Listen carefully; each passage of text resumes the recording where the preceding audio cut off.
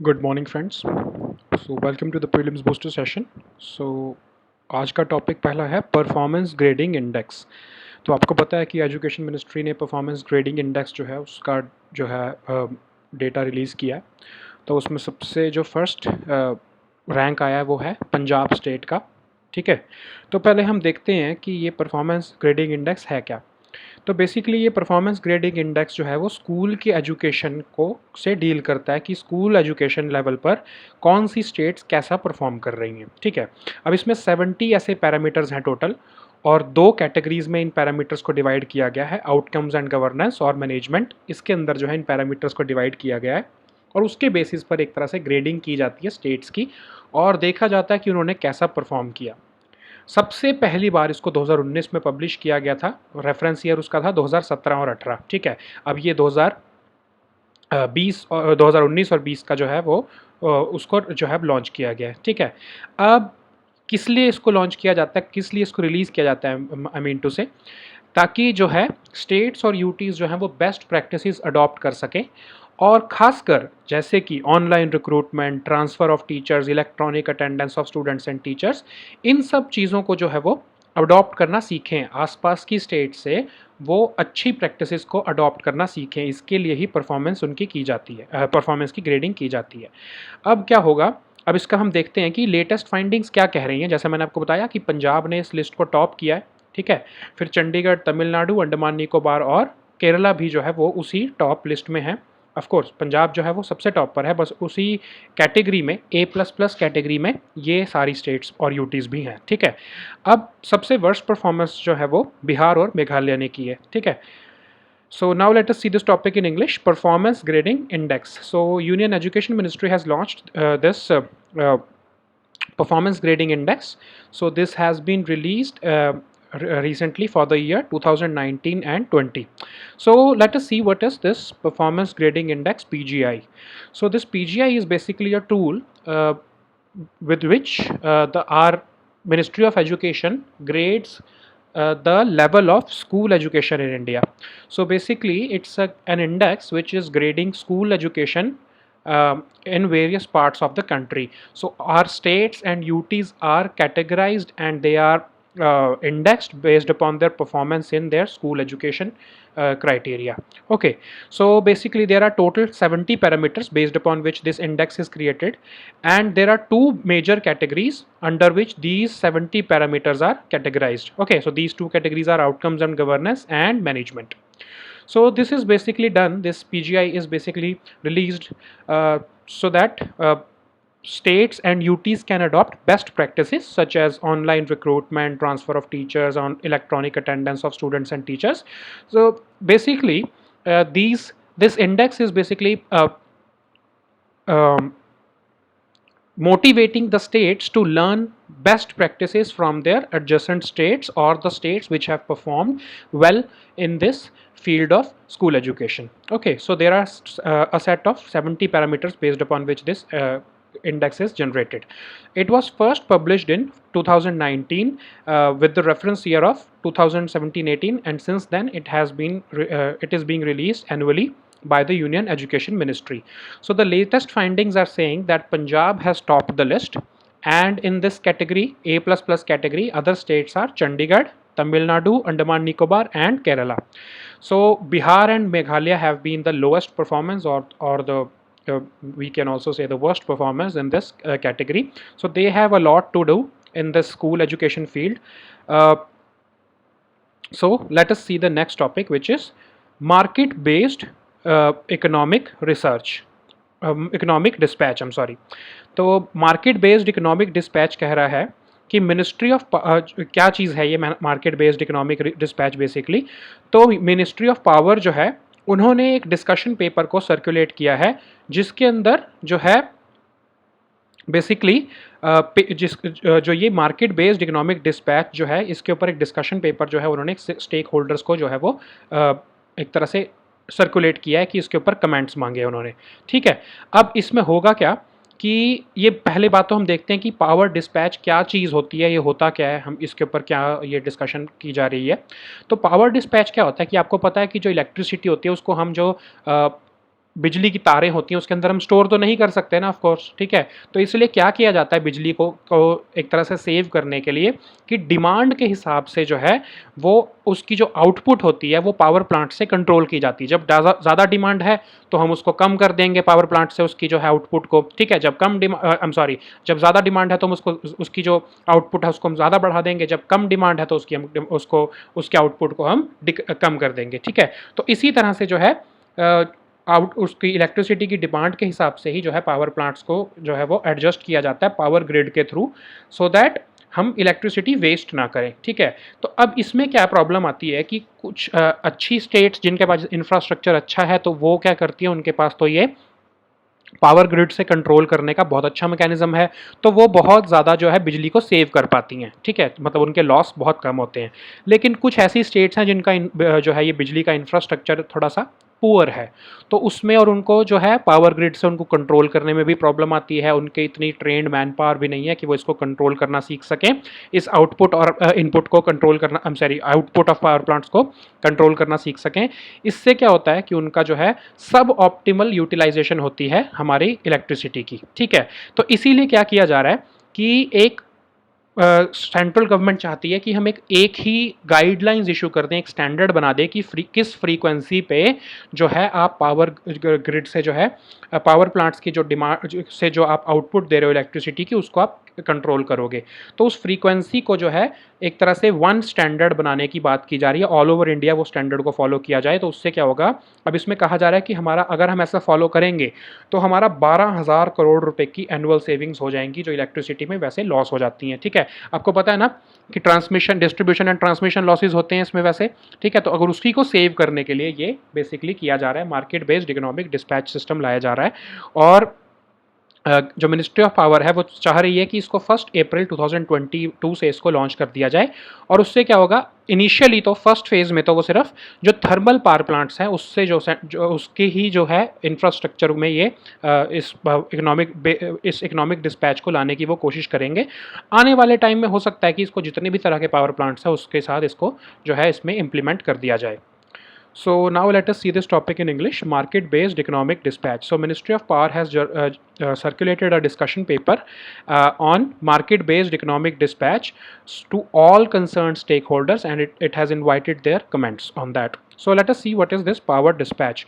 So as we all know that electricity cannot be stored in our power lines or wires. So that's why the operating entity of the power grid has to continuously adjust the power output so that it can meet the power demand based upon the time and basically demand of the electricity. Okay, so what they do is, if there is huge demand of electricity at a particular time, then they increase the output of electricity from the power plant using the power grid. Okay, if there is less demand at a particular time of the day, then they control that power output by using the power grid and power plants. Okay, so this entire procedure is currently not standardized around the country, or different states are adopting different practices.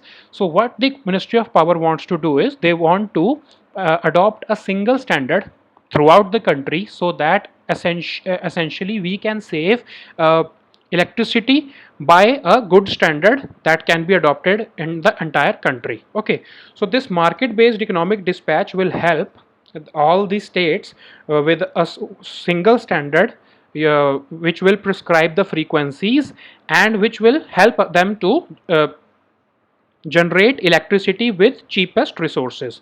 So this Minister of Power is saying that if we follow this standard and this which they will be prescribing the frequencies of controlling the output of power plants, then it will lead to annual savings of at least 12,000 crores per annum. So that's a huge number. So that's why the Ministry of Power is circulating this discussion paper on market-based economic dispatch, and it has invited comments on that. Okay, so initially the Ministry of Power is intending that they will launch this scheme from 1st April 2022, and in the first phase they will be launching it only for the thermal power plants or the thermal generating stations, and later on they will be covering the other power generating units also, such as hydroelectric units and renewable, or even probably solar power plants also. So initially they are only covering this thermal fleet because it's the majority of our power plants are thermal power plants. That's why it is covering in the first phase. So now let us see the next topic, which is Organization for the Prohibition of Chemical Weapons. तो जो OPCW है उसने जो है United Nations को बताया है कि जो 77 एलिगेशन सीरिया के ऊपर लगाई गई थी कि उसने जो है केमिकल वेपन्स का यूज़ किया है 2013 में के आसपास की बात है, 2013 और 14 के बीच में हुआ था ये काम, कि उनके ऊपर एक्यूजेशन लगा था सीरिया के ऊपर कि उन्होंने अपनी पॉपुलेशन के ऊपर जो है वो केमिकल वेपन्स का यूज़ किया है। तो OPCW की जो है वो एक तरह से इन्वेस्टिगेशन कर रहा था। तो OPCW ने अब ये बोला है कि 77 एलिगेशंस जो लगाई गई थी सीरिया के ऊपर, उसमें से 17 केसेस में देखा गया है कि केमिकल वेपन्स का सच में यूज़ किया गया था। ठीक है, तो अब ये डिटेल्स देखते हैं कि हुआ क्या था। कि जब ये एक्यूजिशन लगाया गया वेस्टर्न कंट्रीज़ द्वारा सीरिया के ऊपर केमिकल वेपन्स अटैक करने का अपने लोगों के ऊपर, तब जो है रशिया के कहने पर सीरिया के जो प्रेसिडेंट हैं उन्होंने जल्दी से जल्दी जो है 2014 में ही केमिकल वेपन्स कन्वेंशन को जो है वो एक तरह से उसमें बोला कि हमने अपने जितने भी केमिकल वेपन्स हैं उन सबको हमने डिस्ट्रॉय कर दिया है, हमारे पास अब कोई भी केमिकल वेपन्स नहीं है। लेकिन इस डेक्लरेशन को OPCW ने उस टाइम नहीं माना और उसको कहा कि ये डिस्प्यूटेबल है बिकॉज अभी हमने भी कोई इन्वेस्टिगेशन कंप्लीट नहीं की है। अब 2021 में OPCW जो है उसने सीरिया के जो राइट्स हैं उसको सस्पेंड कर दिया, क्योंकि उनको अब ये देखो आप ये मिल रहे हैं ना 17 केसेस कि जिसमें यूज़ किए गए हैं केमिकल वेपन्स को। अब ये सच है या नहीं है ये एक बिल्कुल डिफरेंट मैटर है कि OPCW जो है उसने जो इन्वेस्टिगेशन की है वो सही है या नहीं है, वो बिल्कुल डिफरेंट मैटर है। हम सिर्फ इसको पढ़ रहे हैं कि क्या ये इशू था। ठीक है, अब हम देखते हैं केमिकल वेपन्स कन्वेंशन है क्या। तो इसको 1997 में इन्फोर्स हुआ, साइन इसको 1993 में किया गया था। ये एक मल्टीलैटरल ट्रीटी है जो कि बैन करती है केमिकल वेपन्स के यूज़ को भी और उसके पोजेशन तक को भी। ठीक है, अब जो इससे पिछली जो एक ट्रीटी थी 1925 का जिनेवा प्रोटोकॉल था जो कि केमिकल वेपन्स से ही डील करता था, वो सिर्फ कहता था कि यूज़ नहीं करना, लेकिन पोजेशन मतलब उसका आप अपने पास रख सकते हो, इसके बारे में उसमें कोई भी लॉ नहीं था। लेकिन वो यूज़ को आउटलॉ कर चुका था 1925 का जिनेवा प्रोटोकॉल। लेकिन जो ये वाली ट्रीटी है जो केमिकल वेपन्स कन्वेंशन CWC जो 1997 का है, ये कहता है ना तो आपने यूज़ करना और ना ही आपने उसको पोजेस करके रखना है। ठीक है, तो केमिकल वेपन्स कन्वेंशन जो है वो बहुत तरह के जो है अलग अलग तरह के जो वेपन्स ऑफ मास डिस्ट्रक्शन है उनको जो है उसको प्रोहिबिट करता है। ठीक है, फिर ये स्टेट जो भी उसकी पार्टीज़ हैं इन कन्वेंशन की उनको कहता है कि आपको नेसेसरी स्टेप्स लेने हैं ताकि आपकी जुरिस्डिक्शन में आपकी टेरिटरी में जो है केमिकल वेपन्स जो है वो ना तो प्रोड्यूस हो ना ही एक्वायर हो, ना ही उसकी स्टॉक पड़े हों, ना ही आप उसका कहीं यूज़ करो या उसकी टेक्नोलॉजी को आप किसी को ट्रांसफ़र करो। अब क्योंकि इंडिया भी इसका एक स्टेट पार्टी है, ठीक है, तो इसलिए इंडिया ने जो है केमिकल वेपन्स कन्वेंशन एक्ट साल 2000 में इसको इनैक्ट कर लिया था। ठीक है, अब इसका जो बड़ा सा नाम है ये देखो, केमिकल वेपन्स कन्वेंशन का जो ऑफिशियल नेम है वो इतना बड़ा, ये convention on the prohibition of development production stock piling, ये बहुत लंबा सा नाम है, इसको आप पढ़ लेना। ठीक है, अब हम देखते हैं कि OPCW जिसने ये इन्वेस्टिगेशन किया उसके बारे में थोड़ा सा देखते हैं। ये एक इंटरनेशनल ऑर्गेनाइजेशन है जो कि केमिकल वेपन्स कन्वेंशन जो ये हमने ऊपर पढ़ा है इसको एनफोर्स करने के लिए बनाई गई है। ठीक है, अब OPCW जो है ये इंस्पेक्शंस करती है जाके, और जो इसकी पार्टीज़ हैं जो केमिकल वेपन्स कन्वेंशन की पार्टीज़ हैं उनको ये कमिटमेंट देनी होती है कि हाँ वो OPCW जो इंस्पेक्टर्स आएंगे उनको फुल एक्सेस दोगे केमिकल वेपन्स की साइट्स का, ताकि वो ठीक से इंस्पेक्शन कर पाएँ कि हाँ यहाँ पर केमिकल वेपन्स हैं या नहीं हैं, ऐसा कुछ अटैक हुआ था या नहीं हुआ था, उसका पूरा एक्सेस देना कंपलसरी है। अब OPCW जो है वो ऐसी साइट्स को भी इंस्पेक्ट कर सकता है, और अगर कोई विक्टिम्स हैं जिनको जो केमिकल वेपन्स अटैक के विक्टिम्स हैं उनको भी जो है वो उनसे भी एक तरह से इन्वेस्टिगेशन कर सकता है। फिर 2001 में एक रिलेशनशिप एग्रीमेंट साइन हुआ OPCW और यूनाइटेड नेशंस के बीच में। उसी एग्रीमेंट के बाद से OPCW जो है वो यूनाइटेड नेशंस सेक्रेटरी जनरल को जो है time to time regularly report देता रहता है कि उन्होंने क्या क्या इंस्पेक्शन किया है और क्या क्या एक्टिविटीज़ उन्होंने की हैं जिससे कि वो केमिकल वेपन्स को जो है वो कंट्रोल कर सकते हैं, ठीक है। अब यूएन के जितने भी मेंबर्स हैं 193 मेंबर्स बेसिकली वो ऑटोमेटिकली मेंबर्स बन गए थे, लेकिन जो 4 यूएन के मेंबर्स हैं इजिप्ट, इसराइल, नॉर्थ कोरिया और सूडान, साउथ सूडान, इन्होंने जो है उसको जो है वो एक तरह से उसको एक्सीड नहीं किया, वो इसके मेंबर नहीं है। इसराइल ने साइन तो किया लेकिन अभी तक रेटिफाई नहीं किया है, और इन तीन ने इजिप्ट, नॉर्थ कोरिया और साउथ सूडान, इन्होंने तो इसको साइन भी नहीं किया है, ठीक है। अब OPCW जो है उसको नोबेल पीस प्राइज़ भी मिला था 2013 में, और इसका हेडक्वार्टर जो है वो हेग में है, द हेग में, नीदरलैंड्स में, ठीक है। Now let us see this topic in English. Organisation for the prohibition of chemical weapons. So OPCW has told the United Nations that that the Western countries which made 77 allegations against Syria in 2013 that Syria has used chemical weapons against their own country members. And this OPCW has recently found that in 17 of such allegations, uh, uh, chemical weapons was actually used. Okay, so what is the background of this case? So there was an accusation by Western countries basically in 2013 that Syrian president or Syrian government has used chemical weapon attack on its own people who were basically protesting, or they were basically rebels who were siding with the ISIS, and they had been attacked with chemical weapons. As this was basically an accusation of Western countries led by the United States.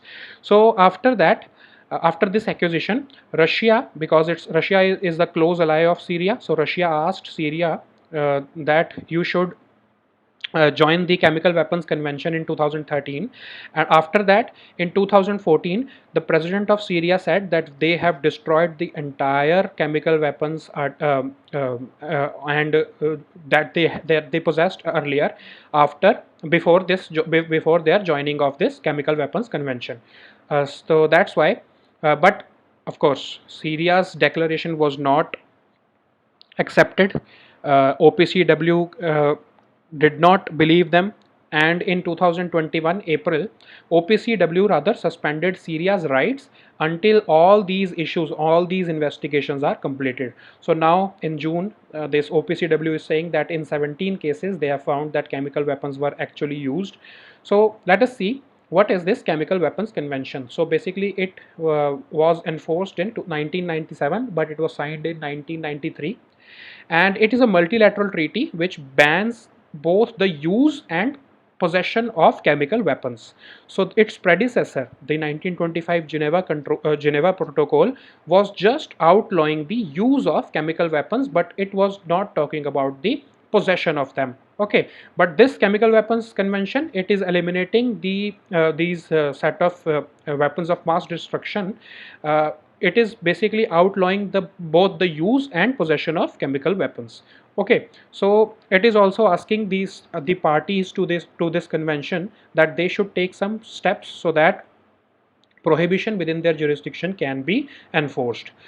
Based upon this convention, India has enacted the Chemical Weapons Convention Act in the year 2000. Okay, so this is basically this convention on the prohibition of this big name is the actual official name of the Chemical Weapons Convention. So now let us see something about OPCW. It is basically an international organization which was established by the was established to basically enforce the provisions of Chemical Weapons Convention, which came into force in 1997. So OPCW is basically a force which is authorized to perform inspections, and all parties to this OPCW, they have to grant full access to the inspectors who are inspecting the chemical weapon sites. So OPCW is also empowered to perform testing of sites and the victims of suspected chemical weapons attack.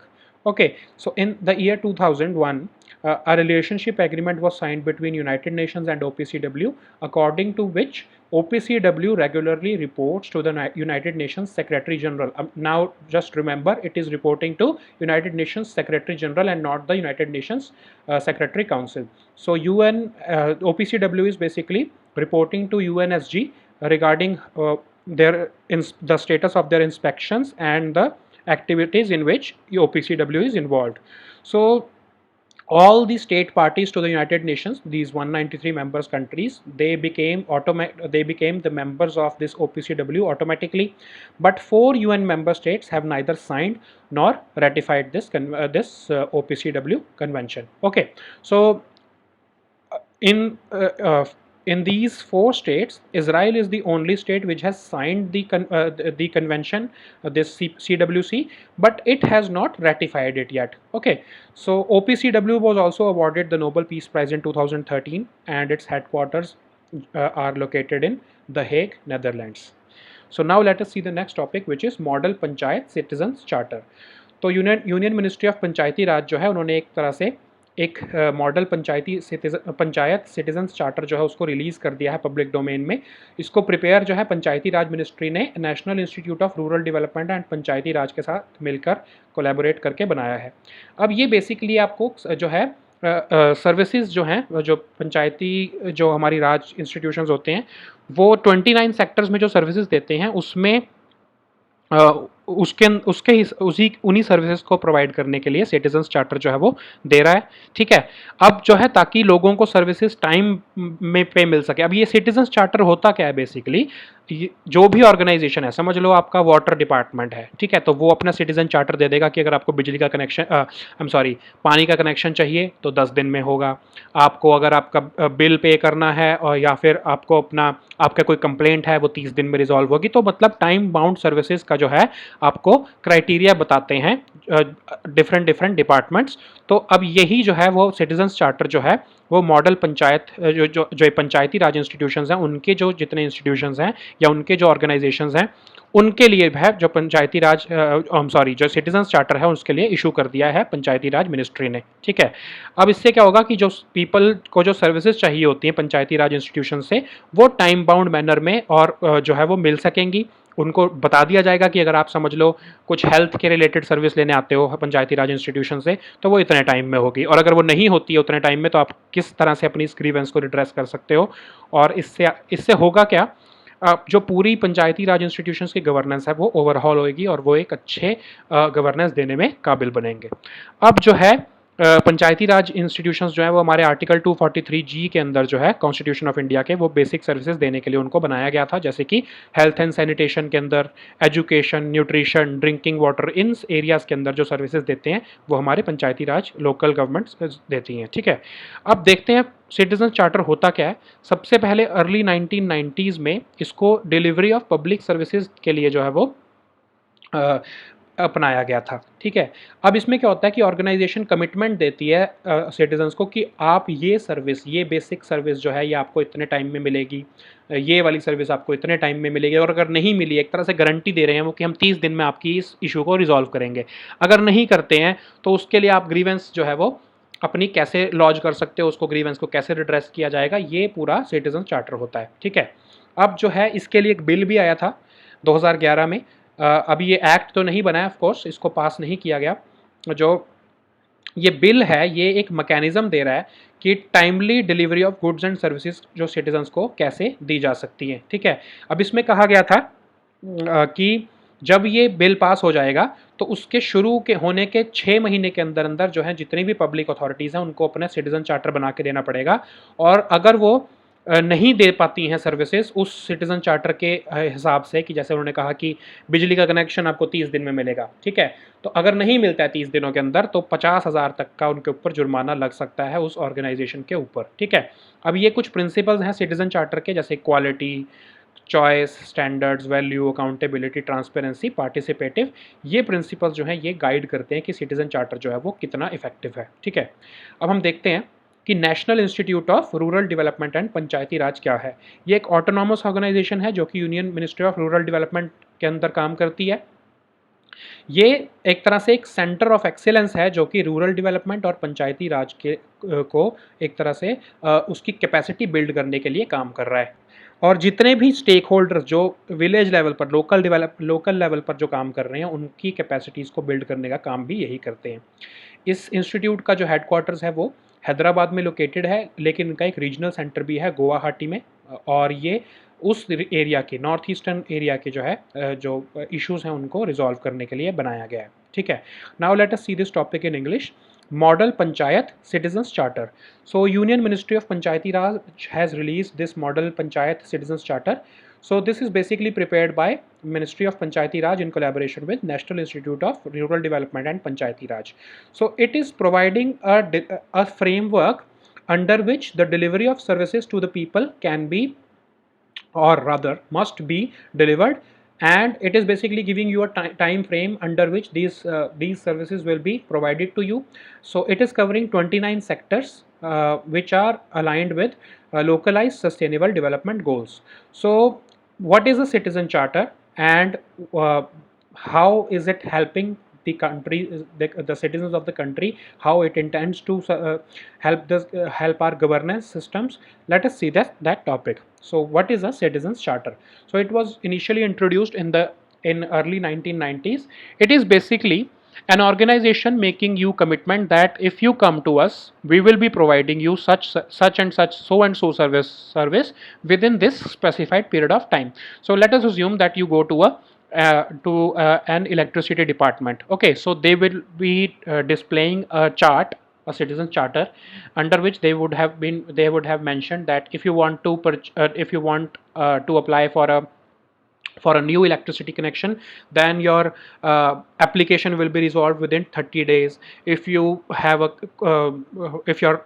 your electricity meter is not working, then your query will be resolved in 10 days. So they are basically giving you a time frame under which all your queries will be resolved. So if they do not perform in that specified period of time, then you have an option to raise a grievance, and they will have to redress that grievance, and in some cases there will also be penalties on that organization or that certain member who has failed to perform its duty. So this is basically a set of commitments made by any organization regarding the standards of services which they want to deliver, which they are obliged to deliver. So it basically deals with the service areas which our government departments are providing. There was also a bill, Rights of Citizens for Time Bound Delivery of Goods and Services and Redressal of Their Grievances Bill 2011. It is, of course, it is not passed yet. So it created a mechanism so that timely delivery of goods and services to citizens can be ensured. It was this bill was saying that if this bill gets passed by the parliament, and as and when this bill gets parliament's nod and it becomes an act, within that period of 6 months, every public authority will have to publish a citizen charter, and if it fails to resolve the grievances of the citizens as per the prescribed time frame, then there is a provision of levying a penalty of almost up to 50,000 rupees for every failure to render the services to the citizens. So these are the principles of citizen charter: quality, choice, standards, value, accountability, transparency, and participative. So based upon these principles, you can judge if the citizen charter is effective or not. So let us see something about National Institute of Rural Development and Panchayati Raj. It is basically an autonomous organization of Union Ministry of Rural Development. It is acting as a center of excellence in rural development and Panchayati Raj, and it is building up the capacities of all such stakeholders such as elected representatives, bankers, NGOs, etc., who are working in the rural development sector. So this institute is located in Hyderabad, Telangana. They also have a regional center at Guwahati, Assam, to address the issues of northeastern region. Okay, so these were our topics for today. We'll meet next time with new topics. Until then, goodbye and take care.